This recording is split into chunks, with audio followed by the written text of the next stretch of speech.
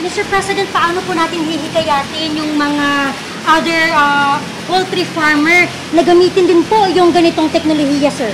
Well, ganito ang kailangan talaga natin dahil sa dami, sa laki na ng demand, ay talagang kailangan industrialized na. Pero kailangan maingat at maraming binabantayan. That is why these new technologies na inadapt natin, ito galing yata sa US. Amerika po. Sa US yata ito galing. Para naman, magkaroon na tayo ng magandang supply ng ng manok. Madami siguro. Kasi this is the reason that I made sure to come here para ipakita nga na meron talagang paraan para magkaroon tayo ng sapat na supply.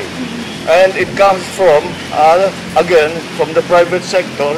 But the private sector, marami silang pinaplano. The SM Foods has a plan to eventually allow some of the cooperatives, farmers associations to come into partnership with them. So, that is, yan na nga yung PPP. Marami tayo pwedeng gawin pagka ganito. So, I wanted to highlight, this is, ang project, total project, is isang dosena nito around the country. So, gagawin ng SM Foods. The amounts are quite substantial. Kaya this is what we need. Tapos naka-isolate na ganito, hindi natin masyadong kailangan bantayan yung avian flu.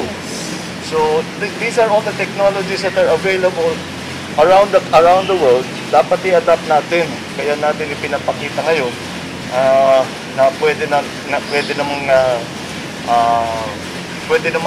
naman talaga tayo mag-produce ng sapat ng broiler, ng tapos iba't ibang pagkain. So, at hindi mag-compete ito sa mga small farmers. Dahil ang final product nito, Ready to eat. Hindi dali sa wet market to. Hindi sa palengke pupuntahan nito. Kaya patuloy pa rin yung mga ating mga backyard na nag-grower, pwede pa silang tuloy-tuloy naman, hindi naman sila masasagasaan ng ganito kalaki. And down the road, baka interesado sila na yun na nga, mag-partner sila sa SM Foods para kasama sila dito sa ganitong klaseng operation. Mr. President, a follow-up question po, since ano po yung sa tingin niyo magiging contribution nito sa presyo ng itlog at manok, especially po na malapit na po yung Pasko. Advance, Merry Christmas nga po pala. Oo nga pala. Natural. Pagka magandang supply, hindi tataas masyadong presyo. Siyempre, may pagpasko, may increase talaga ng demand dahil maraming party, maraming nagse-celebrate. Pero siguro naman, kung meron tayong mga ganito, hindi na siguro natin alalahanin na palipat-lipat ang presyo, pataas, pababa, pataas, pababa, pataas. Pero magkakaroon na nga tayo ng fresh supply. So it's ganyan naman talaga yun, demand and supply lang talaga yan eh. Tataas ang demand, malaki naman ang supply. So the supply curve is relatively flat. So hindi magbabago siguro masyado ang presyo. Okay. Sir, kay RSA po. Good morning po. Morning, sir. Magandang Sir, umaga po. With regards to ano po yung assurance ng public, sir?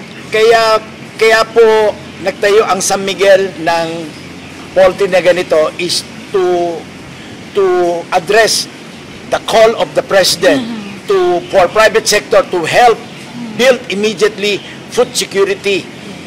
Dahil yung mga pagkain natin ngayon, yung beef, 400 pesos per kilo. Yung baboy po, 300 pesos per kilo. Yung galunggong, 200 pesos per kilo. Yung poultry, 150 pesos lang. Pinakamura, pinaka-healthy at gawa pang lokal. Nung tinawagan ng Presidente ang taong bayan, pati ako pinagsabihan niya personally, na magtulong-tulong tayo to produce locally produced food, to make sure na walang magutom na Pilipino, walang magutom na kababayan natin at murang pagkain, high quality pang pagkain.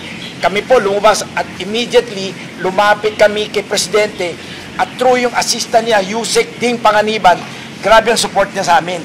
At si Secretary Ding Pascual ng DTI, tsaka Yusek Perry, nag-apply kami ng mga incentive kailangan para may import ng mga equipment nito para may tayo at may ayos ng tama. Sa susunod po, lahat po ito, sa sobrang dami ng ating manok mapoproduce, may export pa natin yan sa Filipino community sa abroad. Yung mga adobo, di ba? Yung mga kung ano-ano pagkain Pilipino. Tawag po ng presidente to, kaya ako ginawa. Kaya pinagmalaki namin to na kailangan gawin kagad to dahil ang presidente mismo tumatawag. Siya ang agriculture secretary eh.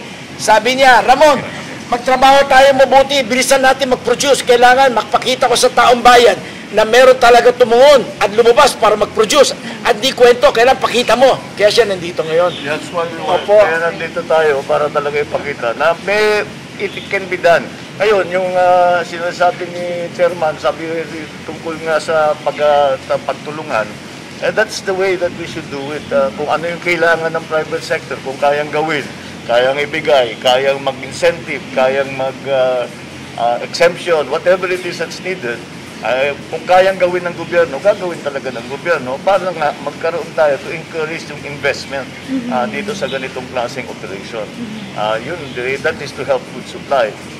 Kaya tayo, kaya po tinitignan, dahil ngayon lang ako nakakita ng ganitong kalaki, ganitong extensive dito sa Pilipinas. Kaya we should encourage everybody that there are very many options, there are many opportunities for the production of food.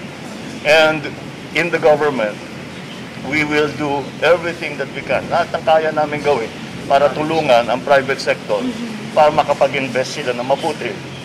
Kailangan naman, siyempre, may bawi din sila. Pero at the same time, mababa ang presyo sa merkado at sapat ang supply. Yun ang ano dun. Tapos marami ditong medyo isolated na area, nagkatrabaho ngayon yung mga tao na nakapaligid dito. So, that's so good. Thank you, Mr. President. Thank you, Dito sir. para sa bayan. Yes, sir. Para less relying on imported po tayo. Tawag po ng presidente yan. Salamat po. Thank you, sir.